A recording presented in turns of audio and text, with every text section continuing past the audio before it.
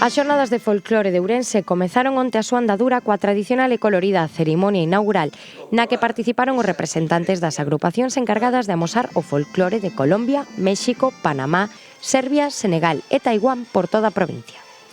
A emblemática Escola de Danza Castrofloxo da Deputación foi encargada de amosar aos visitantes unha mostra do folclore ourensán neste primeiro acto.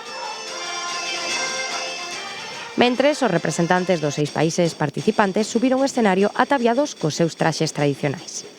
Esta cita co folclore de diversas partes do mundo está organizada pola Deputación de Ourense a través do Centro de Cultura Popular Xaquín Lorenzo e coa colaboración da Consellería de Cultura, Lingua e Xuventude e os diferentes concellos que acollen este evento.